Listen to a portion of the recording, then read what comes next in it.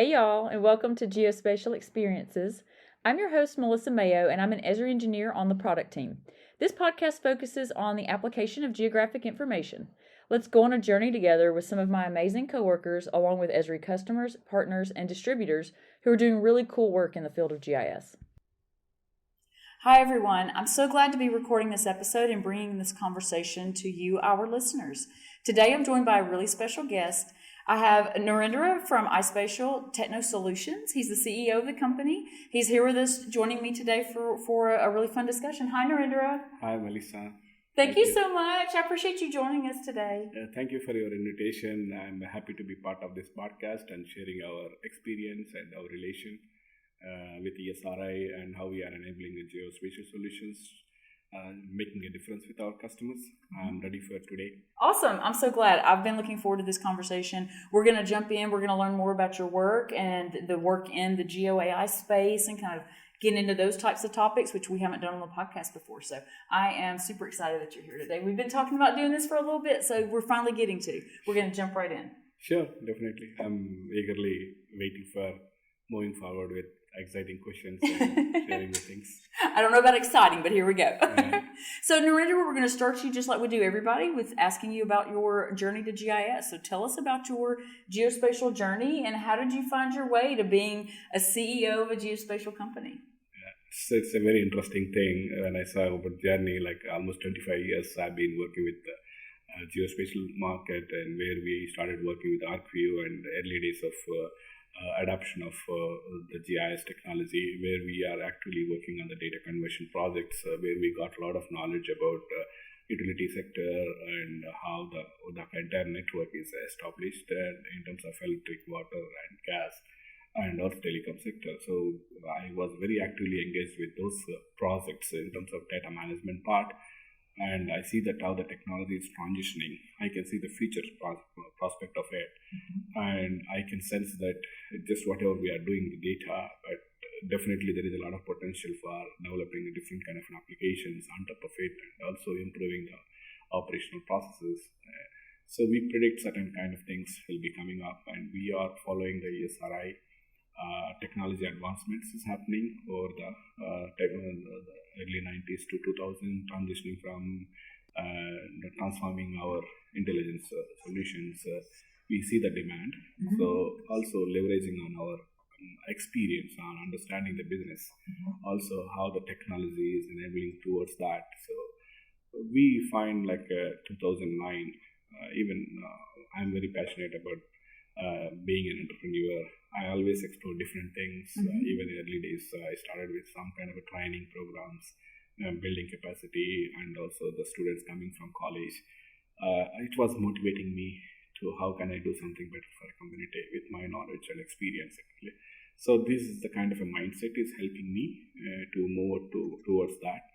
But definitely I see that I really have different challenges in early time when we are thinking about it.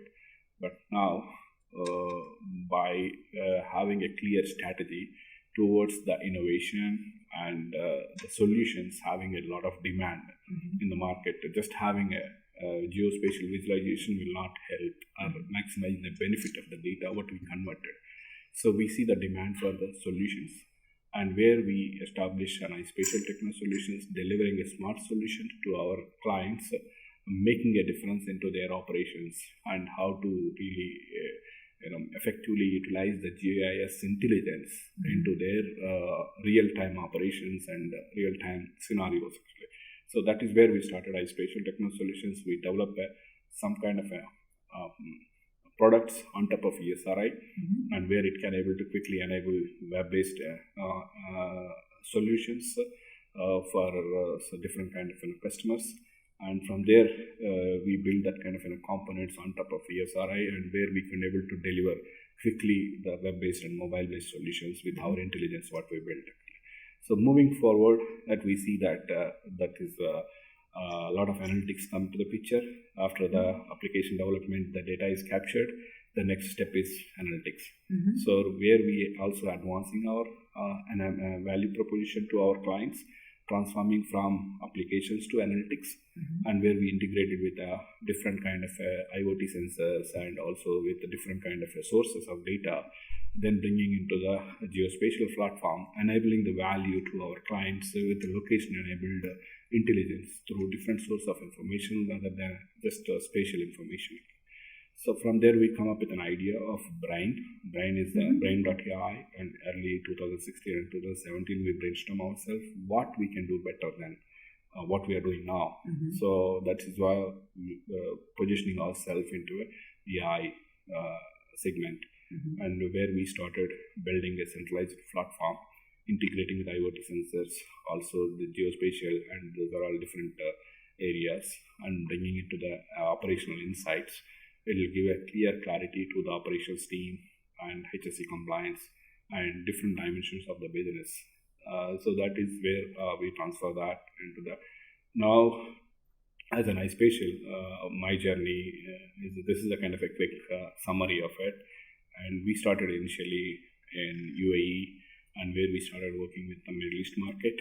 From there, we see that this kind of innovative solutions are having a good potential in the bigger markets like US, Europe, and other areas. Then we see that being an ESRI partner, it will enable us to visit to the California and the events and build network, and we build some partnerships. Then we are able to close some deals with our customers in the utility sector. From there, we also the gas network, and then we also enter into the local utility clients as well. So this is enabling us to expand our innovation, the R&D, whatever we build up from scratch, and that is really helping us to maximize that to the clients. So this is what my journey. And being a CEO of iSpatial, always we want to be innovative, and we want to really build a very good work culture and continuous capacity building to our team, and also continuously understanding the customer challenges, the pain points, where we can do something better than what we are doing today. So that mindset is helping us to keep our customers happy and enabling the value to our clients. Actually, this is a kind of our successful journey. And moving forward, we were also transforming our company. Where we want to be leader in sustainability geospatial solution company. So we have our clear strategy in place and 2030. And our roadmap is very clear, and we are moving towards that. And definitely ESRI journey collaboration is really supporting us a lot, and because of the advancement of the GeoAI capabilities, GenAI capabilities, as well as the geoprocessing and even the deep learning studio, different kind of solutions coming up from ESRI side. These are all helping me to support our customer objectives in terms of sustainability. So sustainability is becoming across the sector, like not only the environmental utilities and energy and local government, it's a state government, the federal government is mandated to follow certain things in order to report their carbon footprint and also environmental monitoring aspects of it. So that is our future. This is our company will be transforming towards that, and I'm happy to share our success and talk about more about our successful use cases towards the sustainability and digital transformation. Yeah, we're going to get into quite a few of those things. So really, I feel like with your journey, because we met each other before you were running iSpatial, and before you had this business, you were very in the weeds of the geospatial community. So it to me, it feels like you were really experienced, and you got to see the big picture for kind of what areas of the business had already kind of been, what am I trying to say? Had already been sought out, had already been explored, there was already business happening there, and so you looked around and said, hey, these are other areas over here that are kind of gaps in the market essentially. And then you had this interest in being an entrepreneur, and you said, let's go do this, and let's take the background that I have in the Esri products, the geospatial space period, and marry it with these new areas, with the AI space and the GeoAI and the GeoINT that we're going to get into and dig into a little bit. And you really provide, and for a while, I don't remember there being a lot of other people really in the space where you are. And I still feel like you're very much a leader in that space. You've been kind of on the forefront of it for a while. Before AI was a household name, you were doing that, and you were doing that from a geospatial perspective. So let's talk about GeoAI and generative AI just a little bit. So those are foundational ideas for iSpatial, I feel like, from my perspective. So can you talk about those concepts and how, you're really harnessing the power of AI in this geospatial world? So what are you doing with all of this that's really beneficial for people? Sure, definitely. You nailed down the point in terms of the Geo AI and Gen AI is in terms of technology point of view for iSpatial. Actually, the innovation is our DNA from beginning. That is why how we are looking different compared to the competitors or compared to the market. So we always go our innovation by a challenges, not like a technology advancement. So there are technology advancement. The customers, how this technology can really improve the current operational things and also solve the current challenges, making things better actually. So that is where our key things are happening. I can say that the innovation and R&D team is keep on enhancing our capabilities towards the challenges. So when it comes to the Geo AI and Gen AI, especially on these areas actually, and even early days of 2017 and 18, there are solutions we deliver to client. There is a mobile application we deliver to the client. What can be done better? So that is where we come up with the brain platform. At the time, we integrated with IoT, we integrated with the different source of data. We build a kind of centralized repository as a model-ready data for doing operational insights. But at the time, we decided that, okay, how the AI can play a role with this data. Then we are able to apply some kind of a video analytics and image processing, combining with the GIS, location intelligence, that helps for utility sector and taking a better management of their network. And also giving some kind of an operational insights about their outage management, and also give some kind of operational insights about demand versus consumption analysis, and also do some kind of predictive models. So we have kind of neural network models we developed on top of the brain platform, which can help to develop some kind of a predictive models based on your historical data. So this could be a potential root cause, and this could be a kind of probability of downtime and those scenarios. So, but it's all required on the data, which is one of the key challenges which we are facing. But we are able to succeed with our customer, going with the clear inputs and outputs. So we asked about, okay, when you go and tell that we deliver the solution, data is your challenge. So that's not a full solution for a customer.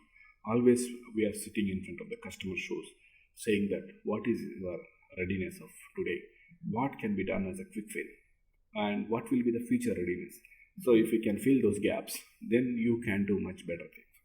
So we are also educating our customers and how to fill those kind of areas. And still the AI is the buzzword, and definitely getting into the more operational is not an easy thing, knowing about the current operation conditions of the customers. But we are preparing our customers to how to go with an AI strategy, and in terms of Geo AI or in terms of Gen AI, or even if there is any kind of AI ML capabilities. Actually, in terms of every customer has a lot of data, but it's residing in silos in different applications, and there is a little bit of integration is happened. There is a kind of digital transformation. Everybody having that mindset now. Even the top management is looking for those kind of aspects. So we understand the client objectives, the coming 3 years or 5 years, what they want to, where they want to be, and in line with those objectives, and we are mapping our value proposition, utilizing the AI capabilities with the GIS experience, and also our knowledge with the domain knowledge with the utility sector and other areas as well. So we are always enabling that to our clients, and in mapping with their strategies. So that it's not like we did a lot of things. No, we did a lot of things. We gain experience, but how this experience transformed to our customer challenges, current the futuristic vision of the customer strategies, fitting in with their plan too. Yeah, right? Exactly. So we are mapping, understanding their. Whenever I go to the customer, also whenever we are promoting our value, I never go and tell that this is the Geo AI or this is Gen AI. No. The technology comes later. So we talk about, okay, this is your mandate. This is your current challenges. Even we ask some more details like understanding based on our engagements with the customer. that you need a capacity planning properly. You need a digital the kind of advancement in your infrastructure, and also even the technology skills people also, and adoption of the technology, and there is a change management as well. So, but it's very difficult to do it in the lower level. But in the top management, if you align with their objective, definitely we can play a big role in making a difference with our customers actually. So that is why whatever we associated almost like 10 to 12 customers, we are engaged in the last 6-7 years. We have a continuous business because our innovation is making a difference to our clients. So this is how we work with our clients actually on those areas. Innovation is so important to you. It's just, it's so instrumental in how you do your business, and it's foundational. It's just as foundational to your business operations, I feel like, as the AI initiative is too. So how do you stay on the forefront with technology changing and everything else? How do you guys stay creative at iSpatial? How do you stay innovative and keep pushing the envelope? Because I really feel like that's what y'all have been doing for several years, is really pushing the envelope. Yeah, you are right actually. The technology advancement is happening very rapidly. And also the adoption is getting slow, not as fast as the technology advancement is happening. People nervous about it a little bit? And also it's a change management. It's also even we are fine to what we are doing now. And maybe these are all things, everybody has this different perception of adapting the technologies actually. But our role is to educate our customers, saying that what the benefits you are going to get out of this, and also what is the kind of in terms of the difference, and also retaining the current experience. So that's why when you talk about AI use cases, we are not touching the operational part of the practices in terms of data management, in terms of, but we are deriving from the data, output data, to a model ready data. So from there we are able to enabling some kind of AI/ML capabilities with the Gen AI capabilities. And those are all defining some kind of, whatever we develop, the UN assistant as one of the add-on widget to Experience Builder. And it's also deal with the utility network. It will also deal with geometric network as well, also with the non-spatial data as well actually. So, but if you go and ask to change underlying technology or underlying processes, it will be very difficult, and I cannot able to add value to the client actually. So what we are doing is we are taking that output of current operational practices. If what we can do as a current practice, also we can suggest that if we can fill those gaps, it can be a better way actually. So once they started seeing that opportunity, and then they are able to again come back to us. So we are ready to do some kind of a pilot together with you and see exploring that potential and the security concerns, and also make sure that it's operational, even like how to maintain that consistency of the data and how to get it. So we are always helping our customers to develop some ETL tools in order to avoid a manual process, so that the flow will happen, the data lake flow is happening towards the AI enablement. So this is one of the area where we are able to convince our customer. But apart from that, we also do like some kind of application development using Experience Builder, developing some dashboards, and also integrating with some of the IoT sensors using Geo Event Processor, also leveraging on the ESR technology. That is already going with some of the customers, but always what best we can do, that is making us standing differently. Well, I definitely feel like you guys are blazing new frontiers, and I feel like you're, doing it in such a way that you're utilizing the Esri technology so foundationally too, and weaving that in that it feels like it would be easy for customers to kind of marry what you're doing with what they're already doing once they understand how you can benefit them and how what your products and processes do can, support their business operations. Sure. That is one of the key success thing actually. So even like some of the scenarios which we observed with our customers, they implemented GIS for specific use case. But it's not like that. As an enterprise platform, it can be across the sectors actually, across the different businesses operations actually. So not only operations, the HSE compliance in terms of regulatory, sustainability, and different areas actually, the infrastructure management and field operations and different areas. And that's where we also sometimes helping our customers in terms of strategizing their geospatial excellence across the sector. That really help creating awareness to the customer, so that you, especially top management, they were saying that we invested a lot of money for this particular application because they see that only the one use case. So I told them the investment is not for one use case. So investment is for foundation GIS platform which we built that can be enabled, and that's where we are showing the potential in terms of, if you talk about the planning point of view, and in terms of network expansion actually, and also permit approvals, also the regulatory compliance from the CPUC or regulatory compliance, that you have to make sure that you have to use distributed energy resources, renewable energy, than the non-renewable energy.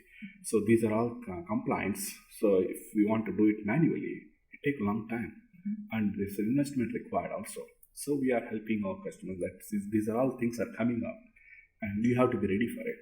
So we are able to do certain kind of an automation on those areas, and compliance, so that they could able to continuously support in terms of compliance and regulations as well, and also the environmental monitoring as well. So a lot of mandate is also HSE point of view, and they have to make sure that the environment, weather monitoring, also the environmental monitoring, because when the field person is going there, so it's too hot, what kind of measures they need to take care of it. If it is too cold, there are different measures. So even you feel like city weather condition is different than the remote actually. So these are all things, environmental monitoring is also becoming key, and that's why even the compliance is also making sure that you have the right information on your team of the field workforce before reaching there. So we already built an environmental monitoring platform, which is an air quality, water quality, and also different kind of sensors reading that data and giving a live insights. So this is one of the area we help our customers in terms of the compliance. So this, whatever we are talking today, I really nailed down to the use case, and the particular use case solving the problem. So that is where our unique value proposition comes into the picture.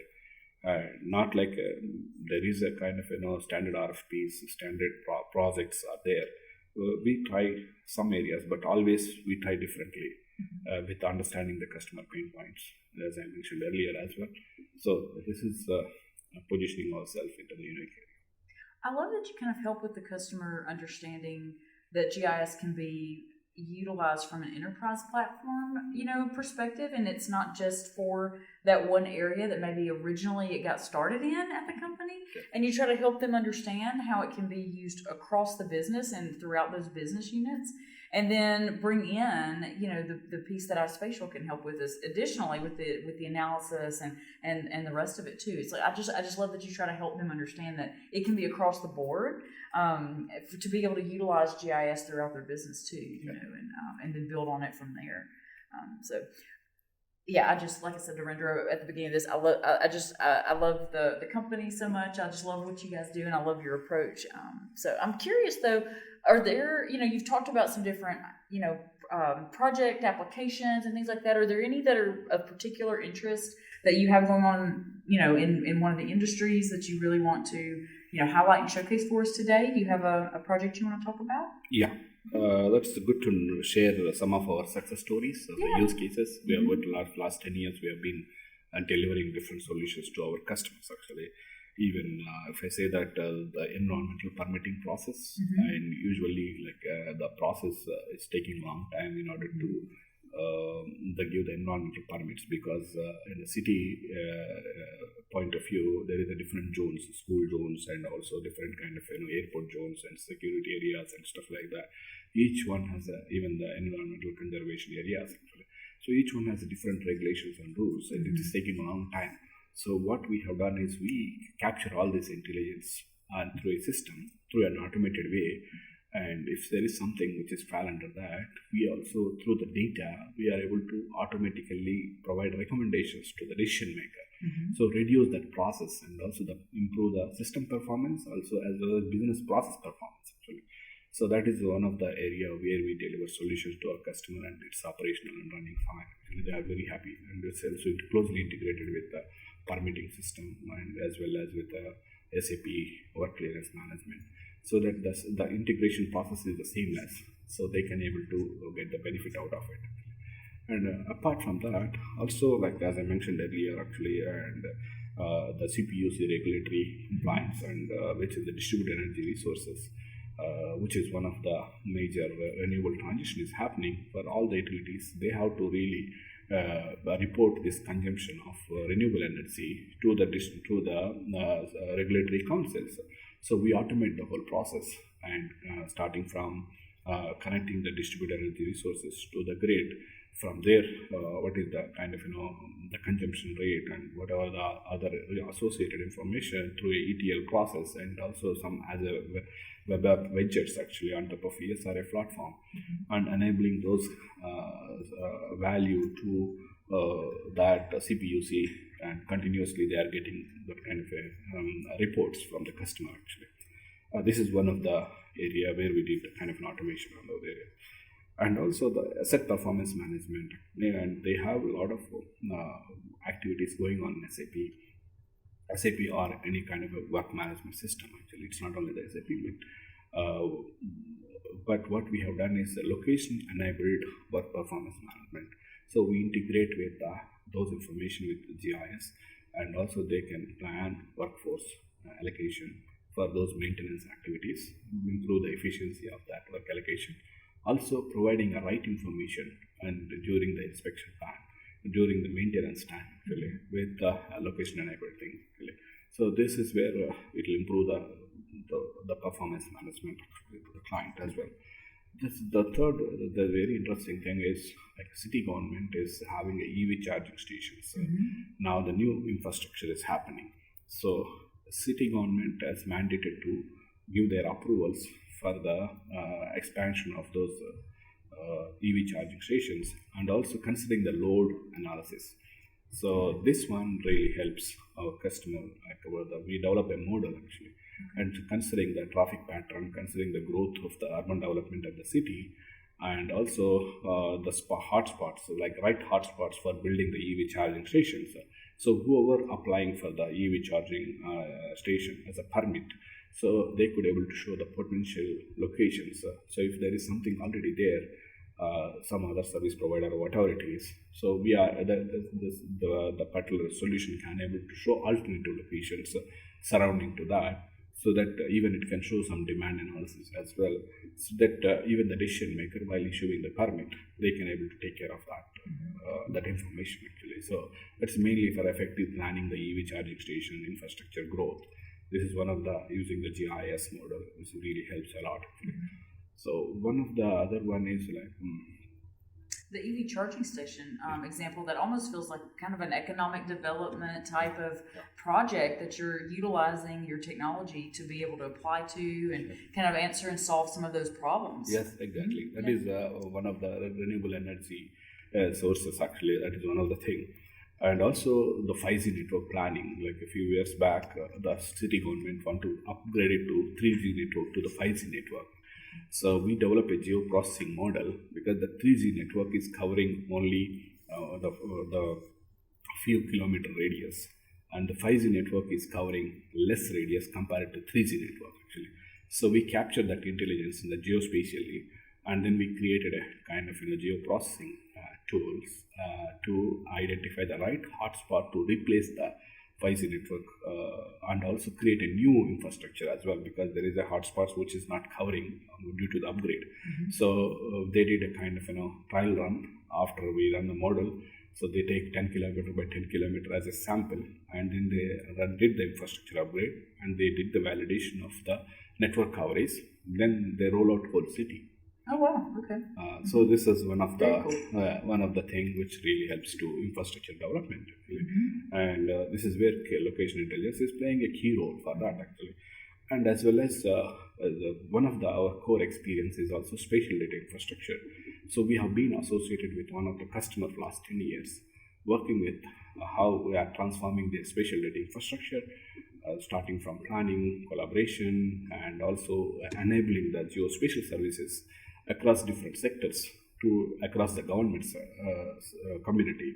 So one part of when it comes to the infrastructure, which is the utility infrastructure, So we collaborate with the stakeholders of utility infrastructure providers, providing the standard data model towards in fulfilling the requirement of the spatial data infrastructure and enabling those into different kind of government entities so that they can able to effectively plan their operations and disseminating this information through a SDI through across the government sector will improve the efficiency of the collaboration and also the geospatial information about the network, and it will not create any kind of damage or something if they don't have an information, or sometimes they have to again communicate back to the service providers and it will take a long time.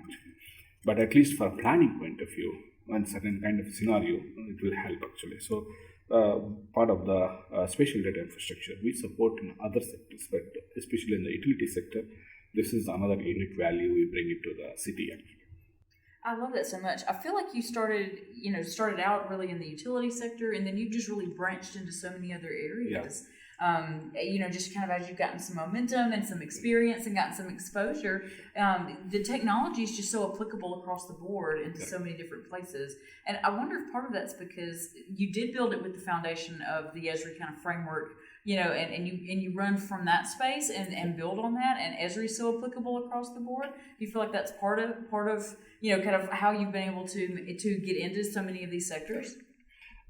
This is a very interesting thing is when we started working with the spatial data infrastructure program, actually, where we are associated with the 70 government organizations, actually the stakeholders for the part of the program, including the health sector, education sector, environmental sustainability, and also cultural and heritage, and you name it, like a different kind of even oil and gas sector, and infrastructure, roads development, and municipalities. So all these different kind of entities are part of the spatial data infrastructure. Some of the stakeholders are providing the data. Some of the stakeholders are consuming the data. So they are not the data providers, but they are consumers. So when we are getting a chance to engage in this process, especially, we understand the mandate of each sector and how the geospatial data are transforming their business and what kind of value we can bring through SDI as a spatial data infrastructure. But beyond SDI, SDI is a collaboration platform which is sharing the data knowledge across the geospatial community, across the government organizations actually. But when it comes to the specific use cases, we sense that this can be done beyond this actually, especially economic development. They have a lot of every business registrations they are getting into it actually, but it's not location enabled. So but people are relying on the Google locations for the business, but all the businesses are not in Google. But Economic Development Authority has each and every information actually. So we bring it to the SDI platform, disseminate that as a authentic source to all the government entities, so that when the new entity registered, then it will be available through SDI. Gotcha. So this kind of things helps us to understand the different businesses. So helps us to expand ourselves into government sector as well as with the energy sector and infrastructure development. So these are all the areas where we focus in adding value to our customers in terms of geospatial strategy roadmap, also implementation of enterprise GIS systems, and enabling a different kind of solutions on top of the thing. And now we are adding another value of the AI enablement, leveraging on the data what already they built actually. So that is how we are transforming along with our customer. Are there any new sectors you're pursuing? Yeah, the energy sector already we already been working last 6-7 years, and almost like the gas network, and also the starting from exploration, the production, and also the distribution network of the oil and gas energy sector. So where we help our customer to defining their 3-year strategy, implementation, and the foundation platform. From there, we also integrate with the smart plant and enabling the 3D visualization of the plant operations. Also, the integrating with an SAP maintenance management system to smoothing their maintenance and work order management process through geospatial knowledge. So this is one of the energy sector we have a success story, and we deliver the value, and we are providing continuous operation support to our customer as well actually. So that is one of the area.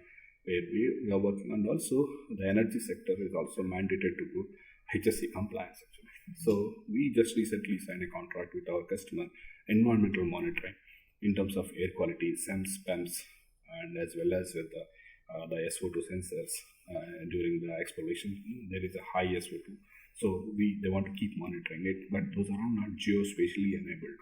Okay. So they have some kind of an IoT sensors. There is a different systems, but when you bring everything together visually with geospatial, that is adding a different dimension.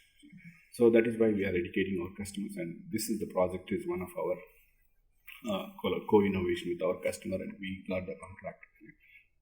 And nowadays we are also entering into the indoor air quality, and we just signed a contract with one of the client and monitoring the indoor air quality and bringing that all the air quality sensors to a platform and giving a location insights, and also with kind of the AQI calculations. Is it really healthy or is it alarming, especially the health department. So they want to roll out for all the hospitals, the health facilities, the air quality monitoring. So that is very critical thing, which is important thing actually. So just we got the opportunity by showing our successful stories in terms of the brain platform.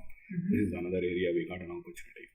And environmental sector, which we are working with environmental client, and where we help by seeing the brain platform, and they have an environmental biodiversity of the wildlife actually. The birds are traveling from across different countries. So they are also fixed kind of a small transponder to the bird. So they can track the birds? Track the birds. Okay. So we build the bird tracking solution to our customer and integrating with the IoT sensors of the transponder, and as well as with the migratory pattern, like where it is traveling, how it's staying there, what are the weather things, and then from there it can able to. So this is one of the, I love that solution. That's so fun. Yeah, I love that so much. That's good.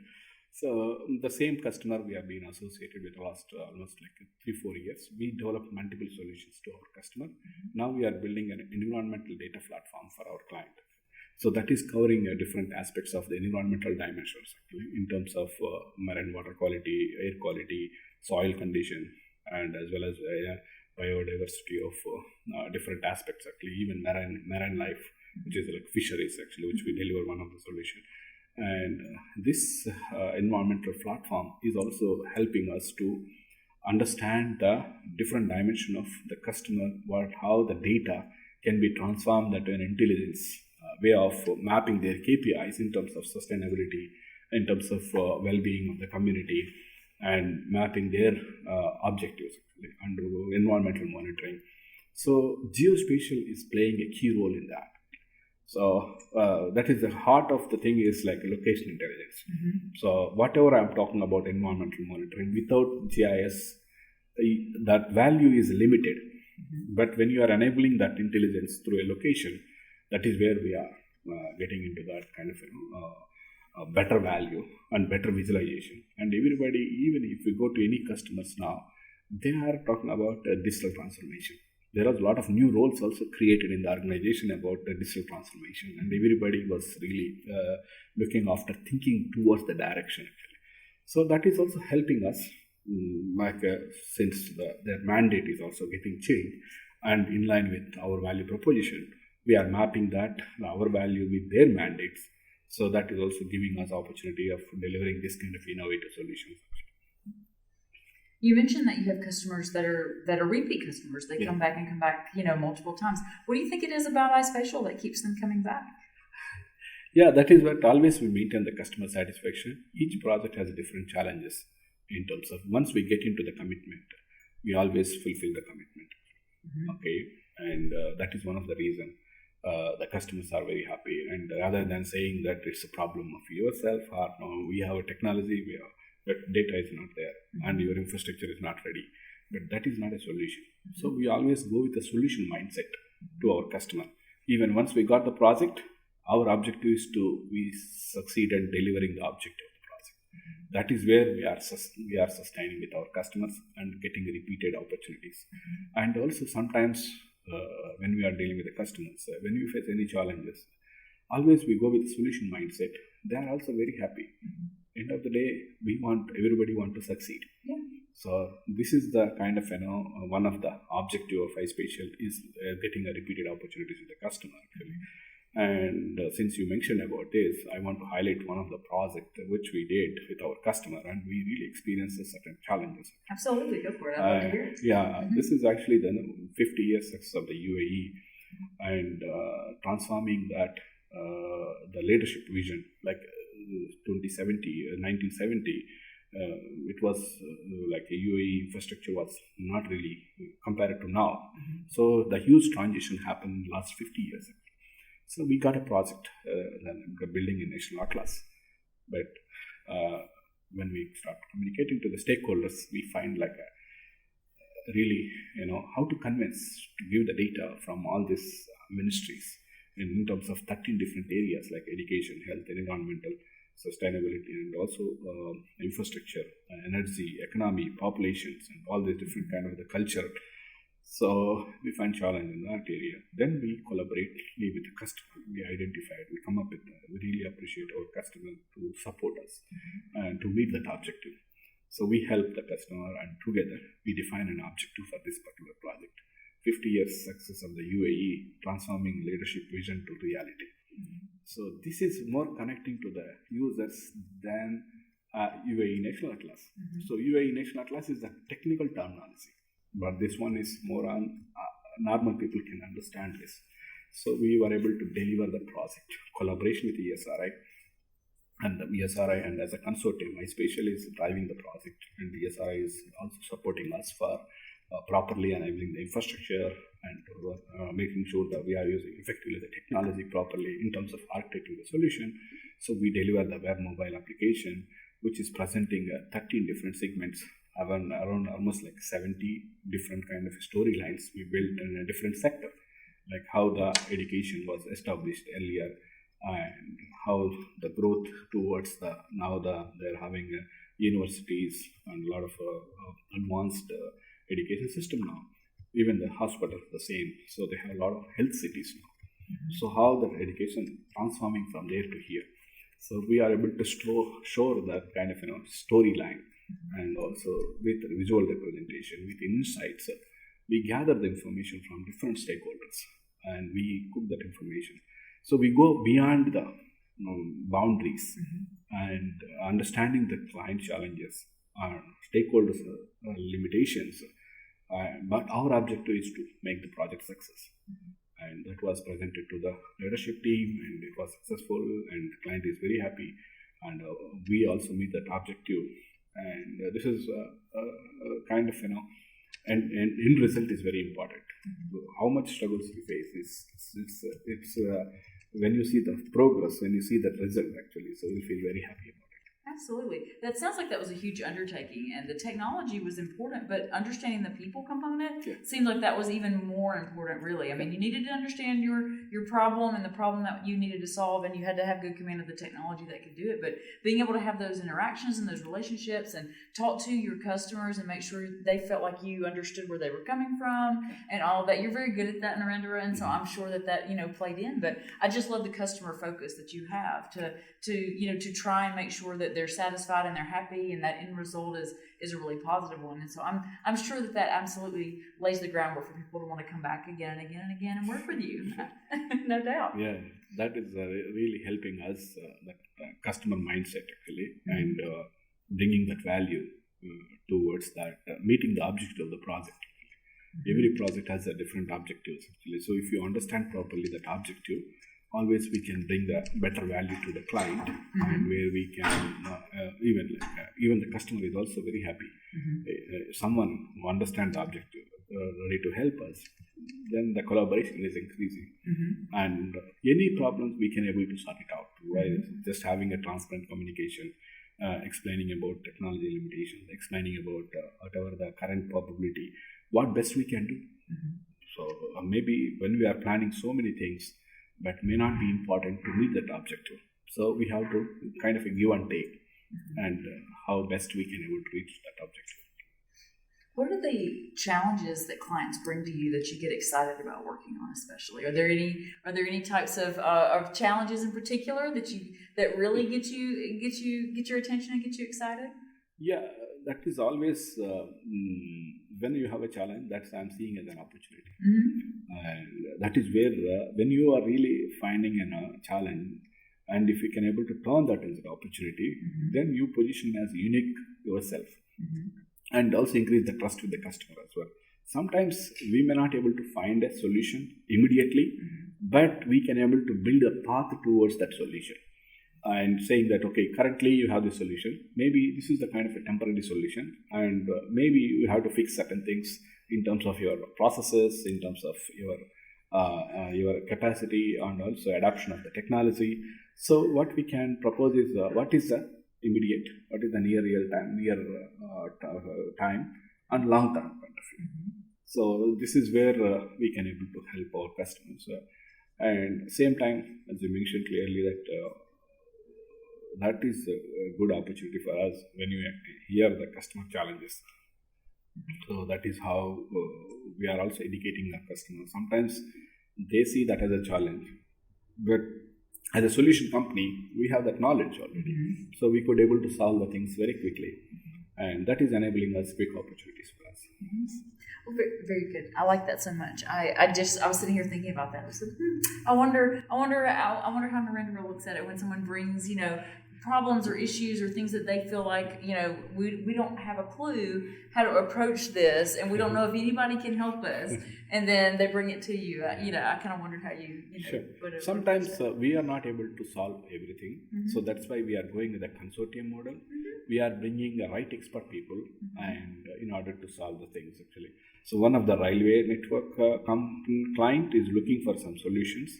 As a geospatial solutions we can do, but we don't have domain knowledge of it. So we identified some of the gold partner who has a railway domain experience from ESRI, and then we talk to those customers, those partners. Okay. We bring their consulting experience along with our packaging solution. So So that is also strengthen our capability, also increase the credibility with the customer as well actually.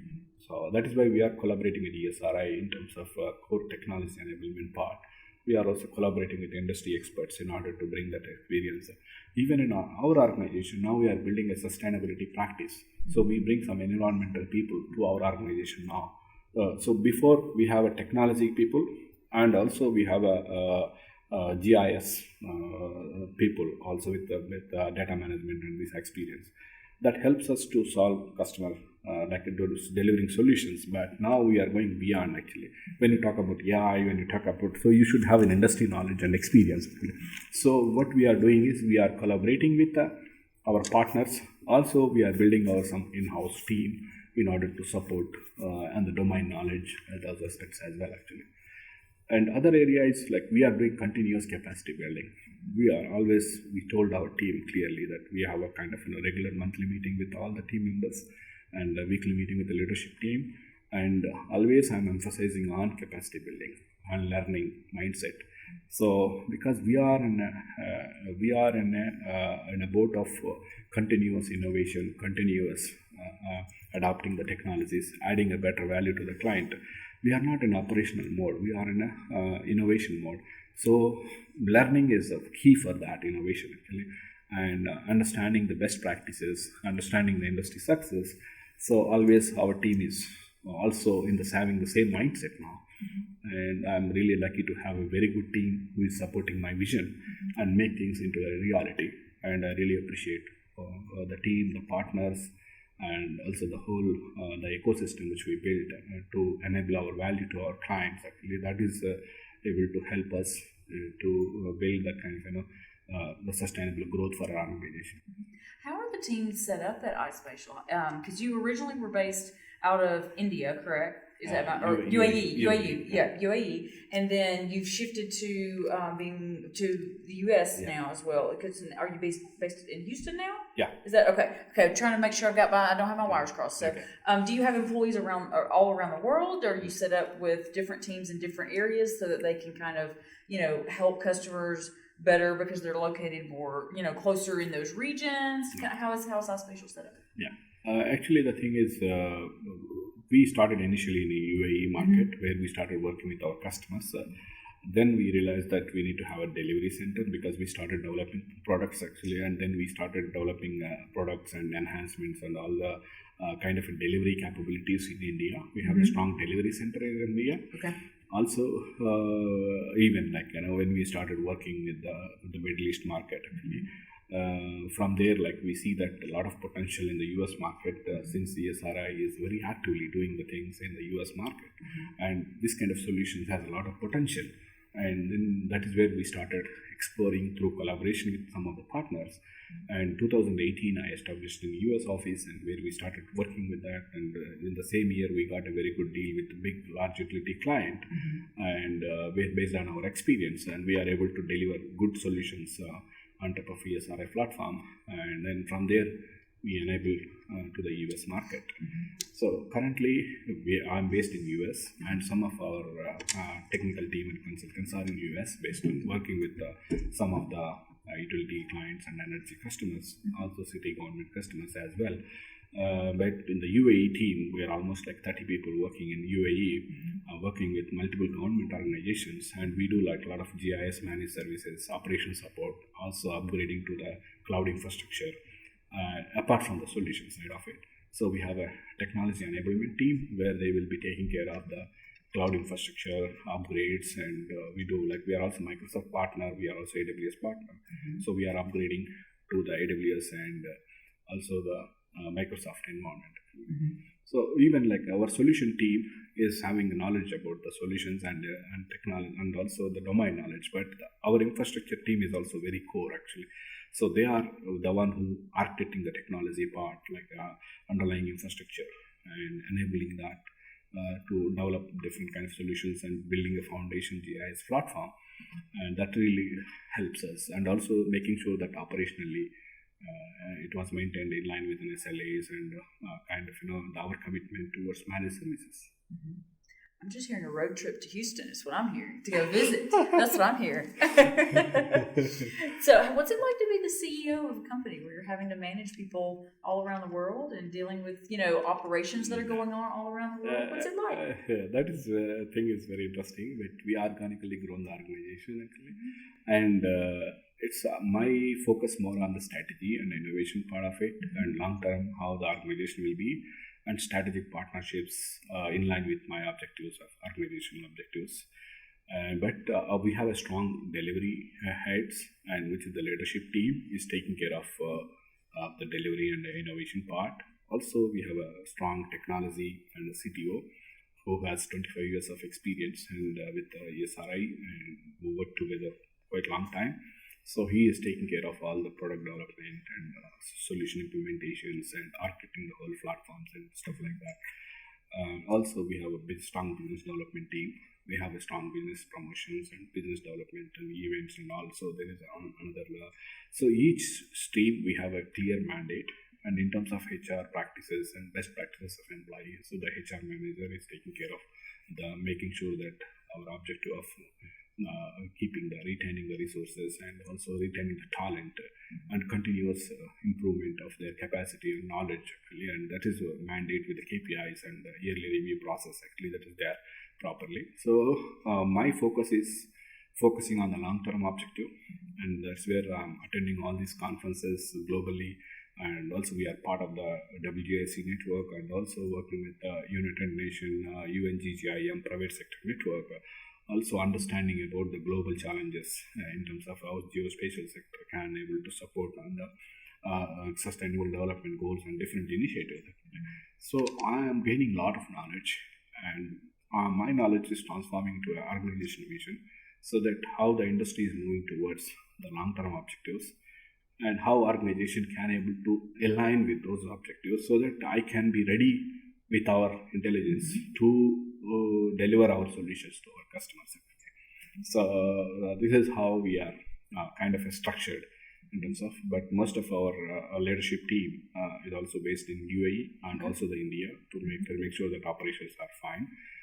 Also the business development team is supporting me in the US as well actually. I'm hearing a road trip to the UAE and India out of this as well. Like I just, yes.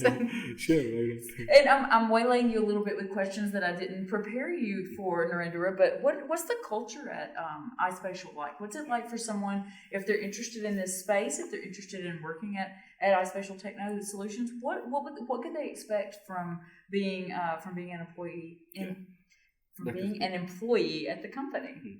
That's an interesting thing. But we continuously improving our employee engagement processes, actually, because we are hiring people from different places, actually, and also different kind of culture, different kind of people. When we are working in the Middle East, we have also a combination of UAE locals with Middle East experienced people with also the Indian background, so the international background also. So when we are bringing people on board, so we are bringing the people and with an objective of delivering a solution to our customers, actually. And this is our objectives. This is our core values, and we have a very strong HR induction process, making sure that they understand the objectives. And also we have a clear NDAs and different kind of things which is clearly explained to our employees while you are engaging with the customer, what to do, what not to do, when you are promoting in the event, so what is really the right thing to do, and having a result mindset, actually. So this is really helping us to having the similar mindset of the people, and also working with towards one objective. And also we are having a very good cultural events are happening. Even if you go to iSpatial website, you can see that a lot of social activities going with our team. So a lot of because they are spending a lot of time with the colleagues rather than family, and when they come to our office, so we want to make sure that we have a better environment, so that will motivate them to deliver better value. At the same time, it's work is one of the objectives. At the same time, the human relations, the people, emotions, and these are all very important, actually.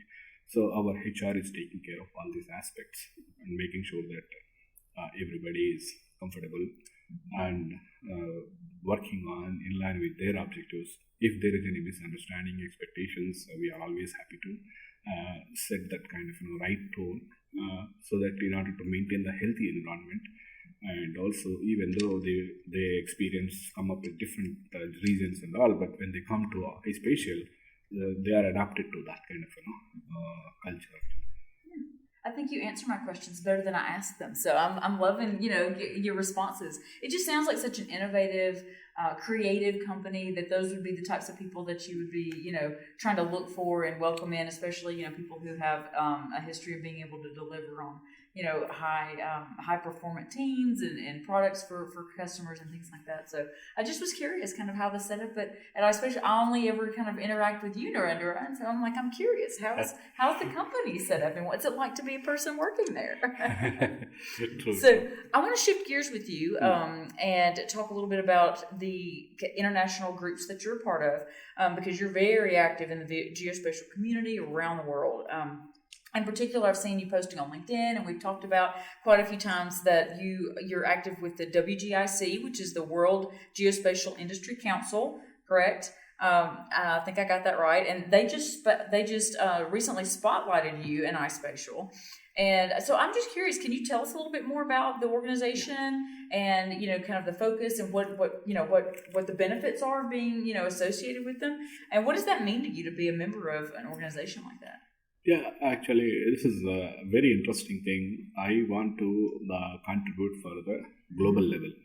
And when I was doing a lot of research and also attending some of the conferences which is organized by ESRI, also the Geospatial World, and I've been attending the GeoBiz conference. Other than the ESRI, also Geospatial World is organizing it, and I got a chance to interact with the WGIC leadership team. I really like what they are doing as a committees.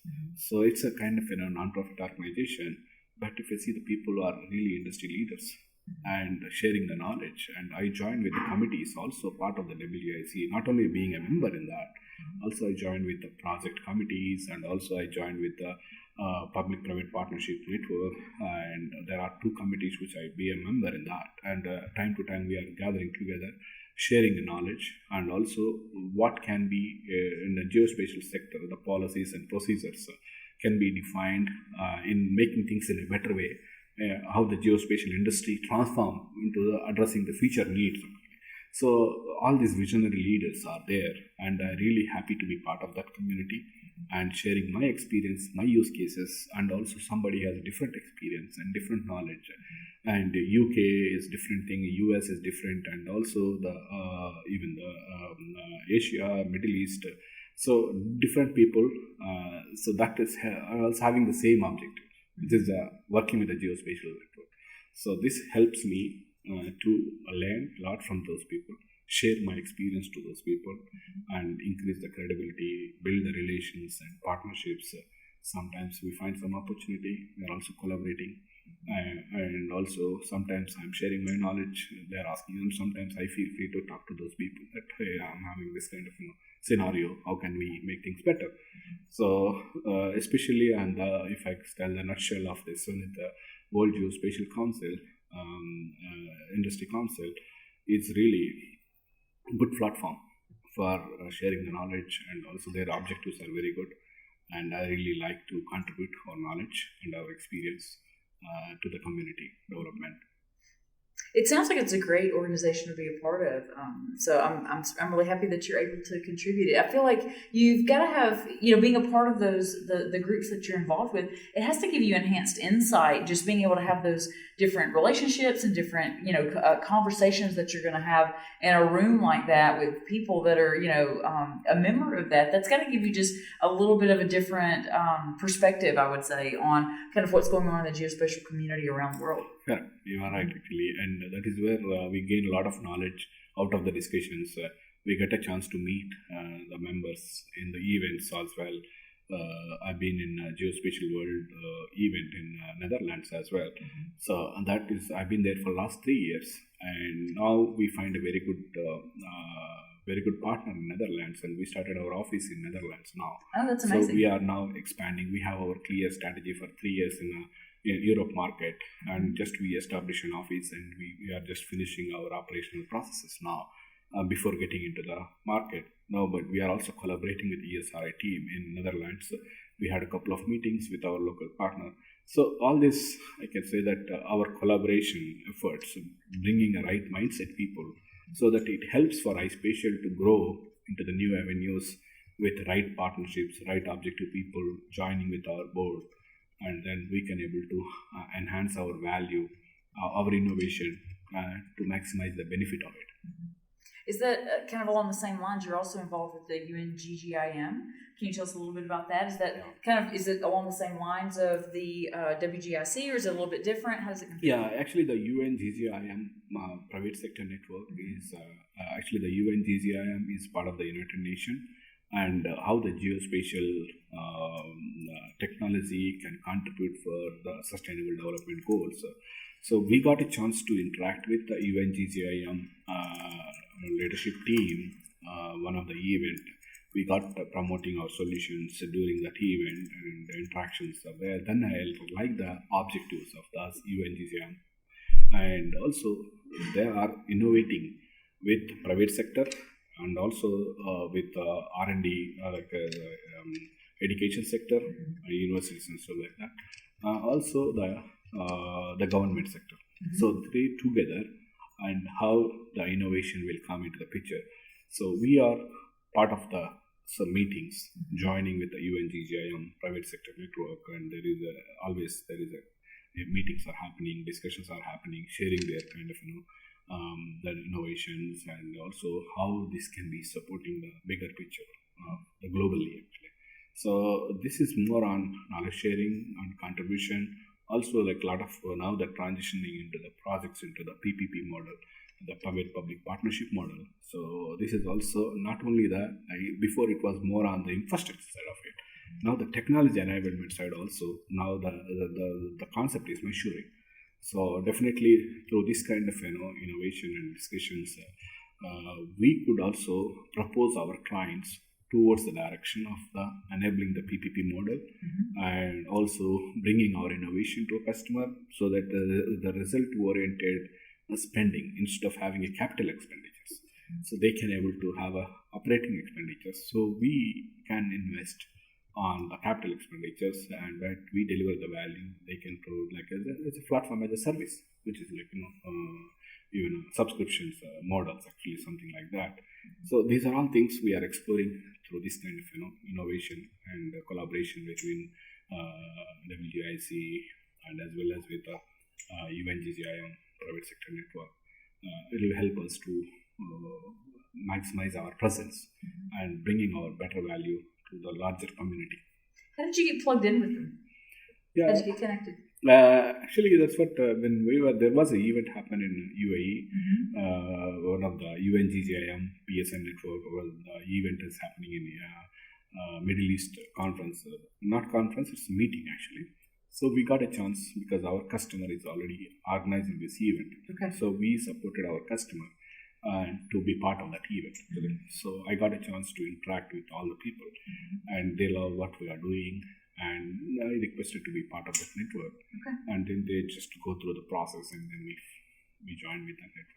Isn't it so interesting how different relationships and different interactions you have open doors, and the things that you say yes to versus the things that you say no to or don't have an opportunity right then to pursue. But, once you kind of pursue something, how more and more doors, and just the path that you've taken to get somewhere and how you get exposed to so many other things. And, when you first start, you're like, I'm working with this customer, we're going to have a great relationship. We're going to, have a success story. But then just through the process of them exposing you to this, other meeting, and then getting to meet the people there, then you're in this big organization. And now you're jet setting all over the place, being seen and, and getting to interact with people all over. Yeah. These are all like a mindset, I can call it as my objective is like how I can do better today.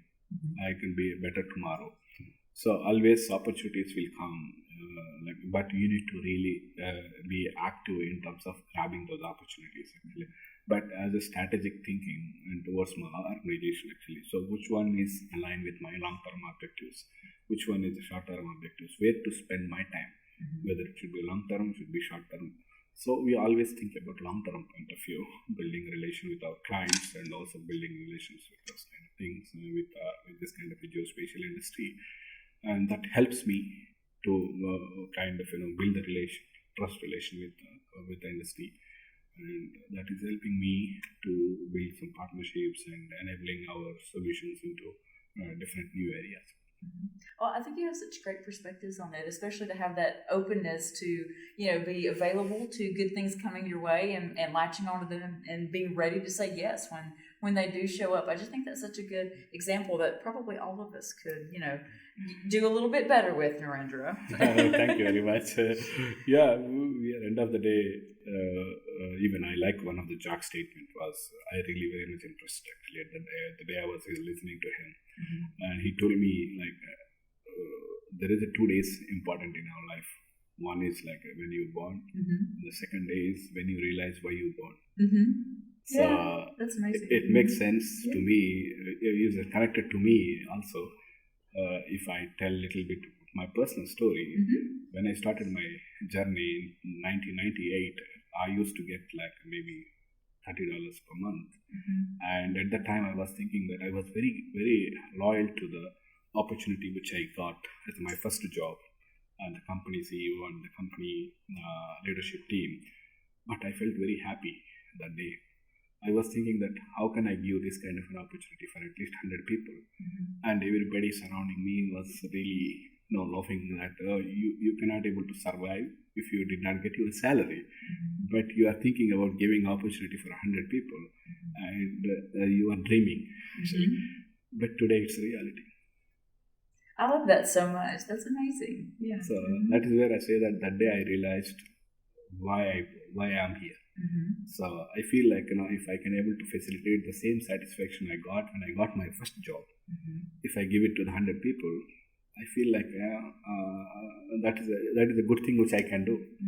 So that why my age was around 17 at the time. Oh my gosh, that's so fun. Yeah, now we make that happen, and really we are close to 100 now. That has to feel good, though. That has to feel good for you to think about, look at all the people that, are supporting families and building their lives and doing the thing that they enjoy because you had the courage to start a company and try to go on this journey. And you've pursued it, too, because it hasn't always been easy, I'm sure. Always I have to say thanks to my family and my parents and well-wishers who supported me to meet this objective, certainly. But definitely, it's a kind of a journey. I'm not saying this is kind of a great achievement, but I'm saying always this is a beginning. So we reach to this level, how to sustain and how to grow. So this is the mindset which we have, and that is helping me to make things better. And really, I have to say thanks to all the people who are all supporting me to meet this kind of thing. As a person, I cannot do that as an individual actually. But definitely when you have like-minded people together with you, encouraging, and especially the family side and friends, and also the close network of the people who really trusted you, supporting you in the critical situation. So when you are doing good, everybody says fine. But when you are really having a struggling to grow, that is where we have to see the real people who can stand with you. So I really have a very good people with me. I really feel proud of it actually. And I have to say thanks to everyone who really contributed for that. I love that. I think that's the sweetest. Yes. You're so sweet, Narendra. Thank you very much. What did you learn along the way that, from the early days that you wish that you could have done differently, or, what would you have done the same that you did? Yeah, it's a interesting thing. Even we started with a product company and we built a kind of low-code, no-code platform with the eCube software. Even it's not a Geospatial, but it's also using the Microsoft technology. And then also we built a lighter version of the low-code, no-code platform of the eCube apps. And then we had a lot of struggles to go to market. We don't have references. We don't have a kind of a marketing experience. But we 3 people started a company, and one person is working more towards the product development side of it, and another person is our CTO now, supporting on the product architecting the things and development also. And myself, I am also came from technical background, but I have some kind of leadership skills. By the time I was managing a group of people and heading the IT department. So I realized that among 3, I am the one who has to transition from technical to the business. So that is how I transform myself towards the business side of it. And I learned a lot in terms of business promotions. First, we need to sell the trust to the customer, then selling the value. So some of the core principles really helps me a lot to continue in the transparency, and also building the kind of the trust with the customers, really helping us. So we learned some hard lessons through some of experience actually, and what to do and how to protect different kind of aspects. Because end of the day, when I'm taking any decision, I'm always seeing that it's not my decision, it's an organization decision, and it's impacting the 100 people life. And if I'm going forward one step ahead, and everybody moving one step ahead actually, if I go back and again everybody is getting impacted, they're trusting me and joining with iSpatial, and they are driving along with me actually. So I am feeling that responsibility on my shoulders. So I'm very cautious about taking my decisions, and make sure that I have a risk-taking mindset, but it's not like a measurable risk in order to we have a certain bandwidth actually. So within the bandwidth, if you take that kind of things, then definitely you have to take a risk, otherwise you cannot grow. So this is how things are progressing from our side. It sounds like you take the strategic risk, that you try to have a solid approach to it. And I love the fact that you said, you mentioned your responsibility and how you're kind of bringing everybody, everybody's moving forward or everybody's moving backwards. And that is a big responsibility to take as someone who's leading a company. And so I love to hear that from you, especially. Thank you very much. Fusion. So I want to switch to conferences, is where we're headed now. So I just wanted to make sure that you were still good on time, that I wasn't throwing you off. So. Okay, Narendra, I want to talk a little bit about how you attend conferences around the world. You travel a lot. You've mentioned it before that you go to a lot of different conferences. Sometimes you're a speaker, a presenter, a panelist. You do a lot in this space. How do you get ready when you're going to one of these conferences? How do you kind of prepare for what you're going to be doing and what that conference is about? Yeah, this is a good thing for us to promote our work. And also the conferences, even I've been attending last almost like 2012, 2010. I've been coming for the user conference. It's one of the major conference which I really gain a lot of knowledge out of it. It's not only promoting our solutions actually, so it's really high energy when I go to the conference, and I really having an open mind. The time I met so many people, I learned a lot from them, and also from the partners and also some new innovative companies being. So I always getting a lot of knowledge from these conferences, bringing back that knowledge to our customers. And also sometimes they are very, very busy in their operational things. So from 2012, 2013 and all, like 12 I came, and 13 also I came, and 14 we got a SAG award from them. So at the time I told the customer that next year we want to be there. So we are there. That's amazing. Yeah, because these are all things when you are exposing to the conferences will help actually. And the second thing is like innovation. So the conferences is always presenting some success stories and futuristic things. So that helps us to set our tone. Even part of our innovation is our core DNA. So where we can take it forward. This kind of conferences will help us. So this is one part of it. But the second thing is now we started promoting our solutions in 2016, and maybe last 7, 8 years actually. But we learned a lot through a different kind of experience. But we did a proper planning of this particular conference. What is the targeted audience? What value we can deliver in terms of knowledge sharing to community. Always it's not only business, but also we are having an open mind to share our experience, our knowledge with our demos, and also with our presentations, and also contributing to panel discussions, sharing our knowledge related to that particular topics related to the industries and all. So that is increasing the credibility to our customers as well. The second thing is even the increasing the relation with the people. Also, these are all things, it's all kind of, when you are closing certain opportunities, when you are going towards our business, towards the direction, it's all combining effort which we are doing different direction. It's conferences, meetings, contribution to the community, also the people which I am bringing to our organization. It's all together.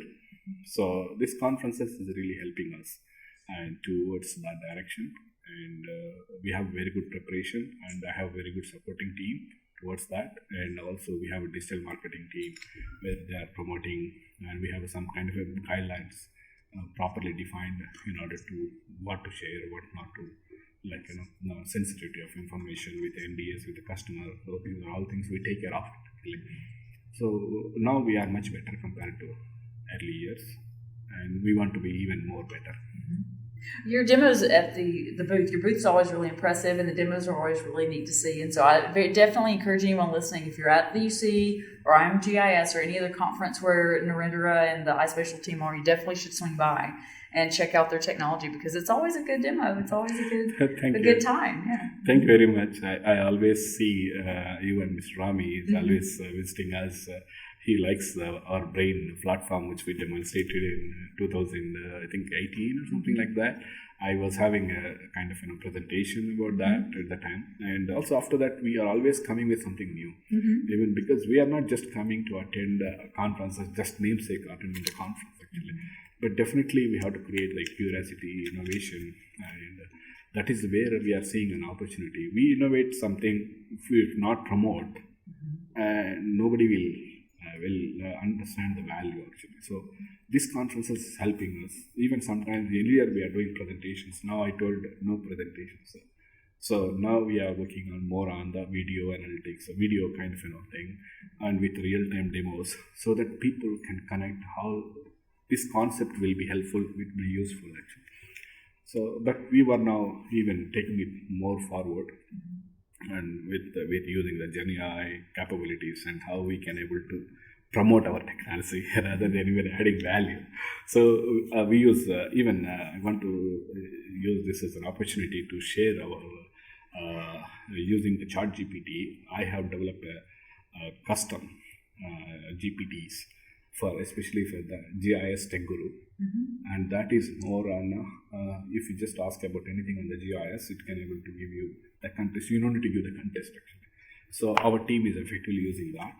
Also, we use some kind of Gen AI capabilities in order to make things better in our organization as well internally. Also, we share with our customers as well. Even for the imagery processing, the remote sensing and imagery, a lot of people talking about it, but they don't know the underlying technology. So I created image analytics or some kind of custom GPT, and we train with all the information related to the imagery. So now a lot of our customers and our internal team, they are using this also for their knowledge, for their cool. day-to-day work also. Even the developers, they are using our custom GPT, what we built actually, and training with all ESRI APIs and Python scripts and stuff like that actually.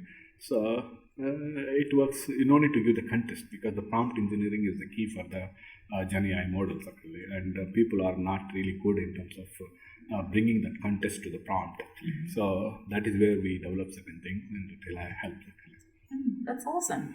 So you've talked a lot about the partnership between iSpatial and Esri, and how that's just having the foundational piece of Esri has just kind of been the undercurrent with your business, I guess is a good way of putting it. So how do you feel like that being in the partner program and having that partnership with Esri is really beneficial for you from the business perspective, being in the program, pursuing the that back and forth relationship between Esri and iSpatial?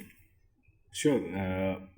This is a very good opportunity. Actually, we are progressing this kind of situation now because of our good, strong partnership with ESRI. So we joined with ESRI as a startup program as an emerging partner in 2016, 17, something like that.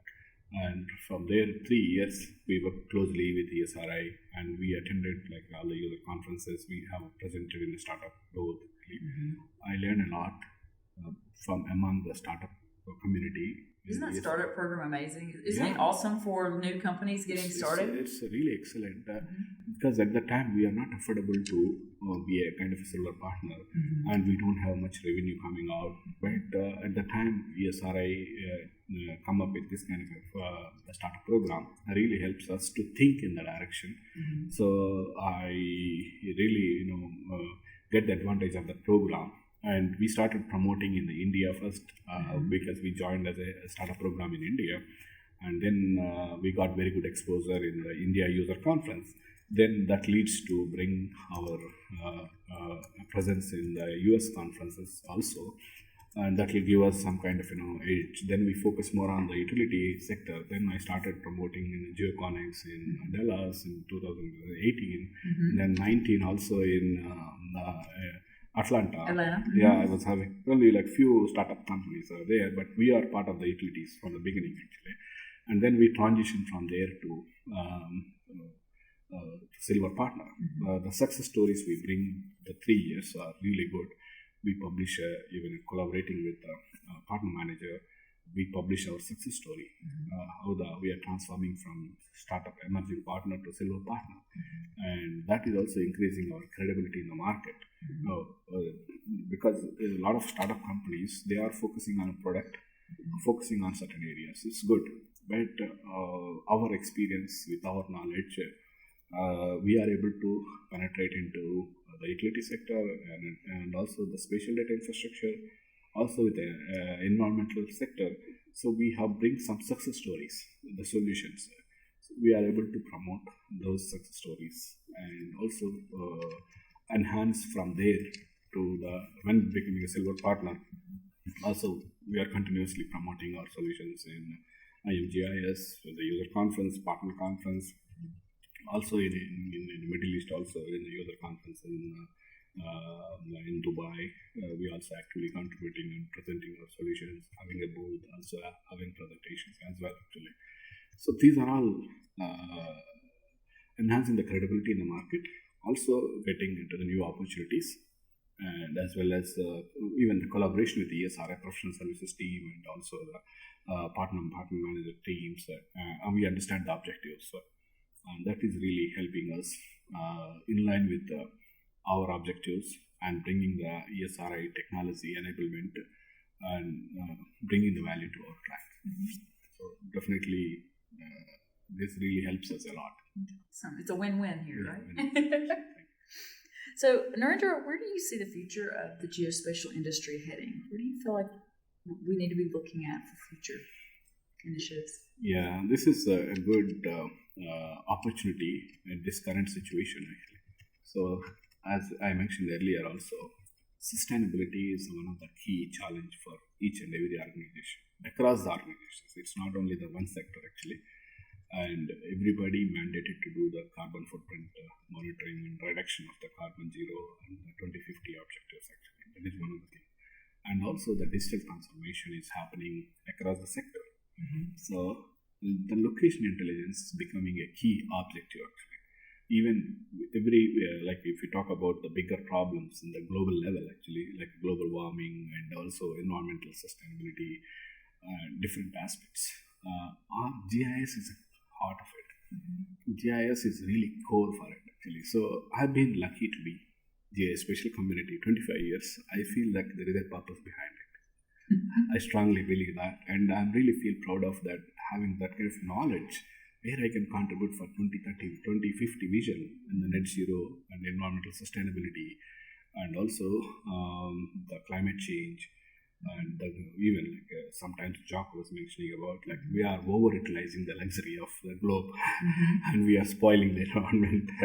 So, but geospatial intelligence can able to help monitoring the kind of environmental factors, community well-being, and different aspects of it. And if you talk about all these things, where it's location enabled. So I am seeing a lot of opportunities for the sustainability and also the digital transformation of location intelligence to penetrating into different segments. So that is why now our bigger objective is to focus more on we want to be a leader in the sustainability location intelligence solutions. And definitely we will be there. We are almost reaching to certain aspects, and our vision is very clear. And I've been highlighting this to my team as well. So we have a clear path towards the direction. And at the same time, even for the ESRI, also I've been observing that the technology enablement is there, but I'm seeing a lot of industry solutions coming with the utilities and also the environmental and energy sector. And also ESRI is organizing the conferences towards the segment, towards the industry focus, actually. That is also helping customers to educate towards that particular segment focus, so that they can also maximize the benefit of the knowledge. So definitely I'm seeing a very good potential for that. It feels like kind of what we're talking about. That you mentioned Jack's messaging, and it reminds me of what he was talking about at the plenary here and at the plenary at the UC. It just feels like you're very much in alignment with that. So how does that messaging that kind of comes out at the conferences and comes out, through other avenues that Esri puts out, how does that kind of influence your perspectives or your direction, or kind of what you're looking at for your vision down the line, for the next several years? Yeah, that is why, like whenever we are hearing certain kind of, it's not just for attending the conference, as I mentioned earlier, understanding the direction of the future, and where we are talking about the visionary leader like a job. Also, I really follow certain other industry, the best practices from the leaders, actually, and the messages, actually. So I got very much influence with those kind of the messages. I can sense their vision actually towards that. At least I can do something. Yeah. I can make something out of it, actually. I feel like GIS enables you to be able to have a part in it, and a part in the solution. Yeah, definitely it's motivating to the people, And definitely, like a lot of people coming to these conferences to attend the plenary itself. The plenary is covering the whole conference thing. And if you attend the plenary, you got the sense of the whole event actually. Then you can choose which one you want to go, or you can just do networking and all actually. So, but I like the way ESRI is organizing the plenary and covering the technology aspect of it, business aspect of it, also the community commitment. I always see that the Jack is always talking about we are here to make a difference, and our solutions creating an impact, and we are responsible as a geospatial community responsible for that actually. And that is really connecting us well. So at least I like to be okay how far I can able to be part of that. Do you feel energized by the plenary? I always go and I get excited when I hear Jack speak, and he, like you said, he sets the tone for not only the rest of the conference, but he's really setting the tone for the year, and kind of where we're heading and what's going on. I don't know, do you find that it energizes you to go and hear him speak and talk about those topics? Sure. I'm really, because also when I go back to the things, always I am also giving some kind of messages to my team that I attended this conference, this is a summary. Sometimes in our weekly meeting, monthly meeting, also I emphasize those things actually, so that it's not only me having a vision, so that should transform that to our team who are all on the ground working with that. Also, that can be also creating an impact to our customers. So sometimes we are also creating certain kind of right messages towards our customer objectives, saying that you are really having this kind of challenges, but technology is moving towards the direction.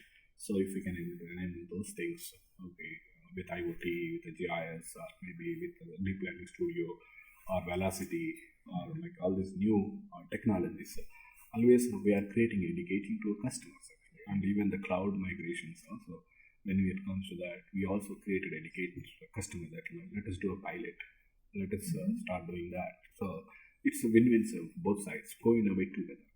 So this always conferences helping us towards bringing that value to the bottom. And one time even Chuck was talking about, and I really happy to share that, it's in my mind actually.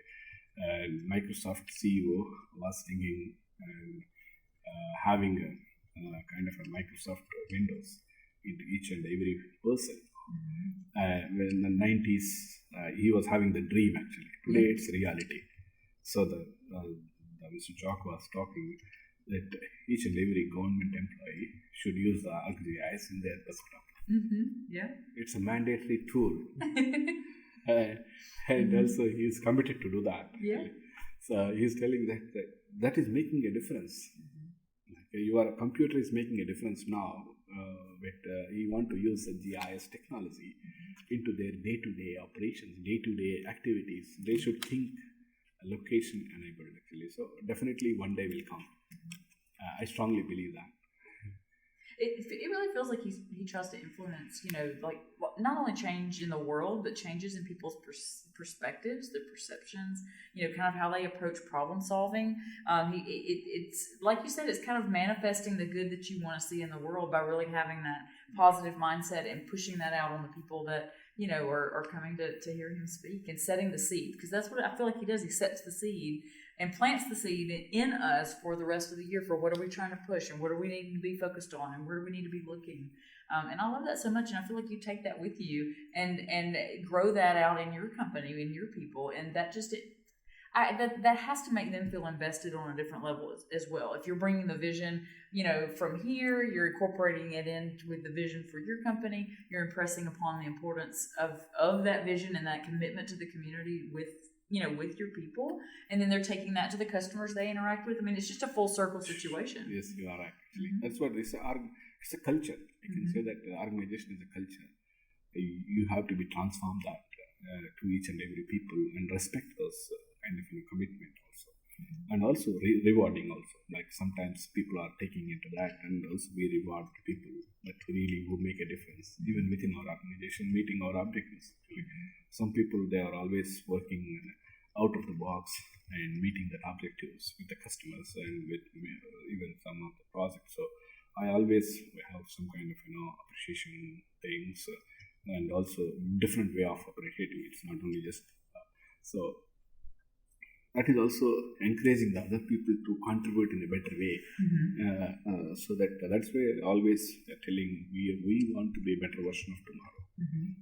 That is the message I was telling. Even think about yourself. Even today you are working with iSpatial, but tomorrow you might be working with somewhere else, or you might be driving your own company. But your experience should contribute to your career. So think about that. Automatically you will be better for tomorrow.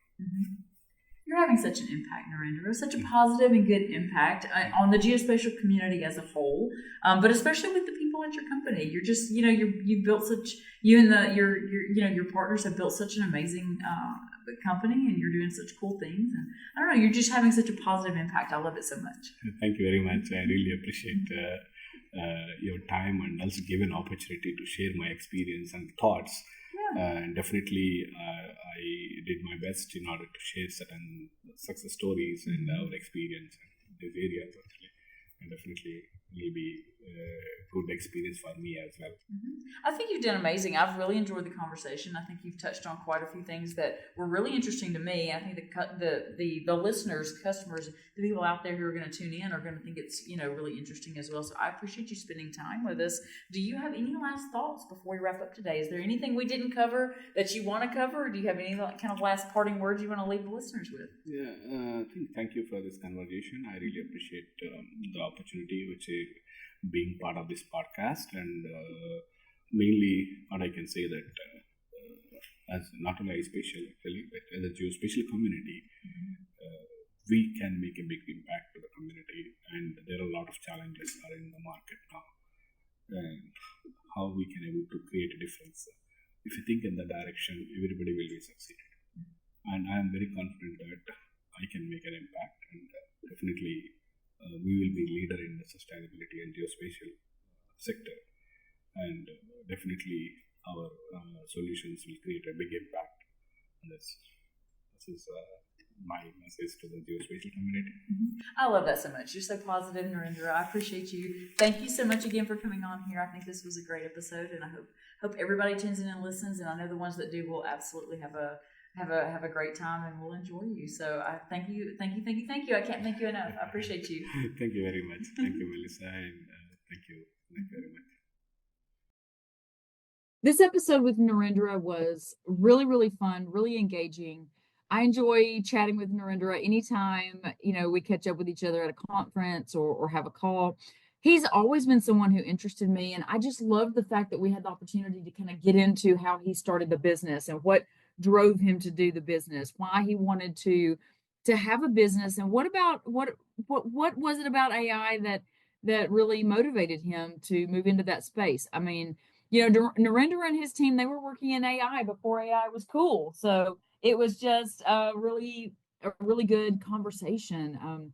I love how connected to his team he is, how focused he is on having a really successful business, and the way that he looks at it from the perspective of, every person he's able to employ, that's a family he's able to help take care of, that he's able to give them a method and a means of support, and some people that he can, essentially with a successful business, he's able to take care of them. So I just loved his perspectives. I loved hearing that from him. And learning that much more. We'd never gotten into those types of conversations, and that's what kind of makes this podcast special too, is that we get to have those conversations with people. So I enjoyed this episode so much, and I hope everyone learned a little bit more about AI in the geospatial space and how the two interact. That wraps up today's episode. Please feel free to reach out with your comments, or if you have an interesting topic that you would like to hear, please let us know. Thanks again for your time, and tune in for our next podcast.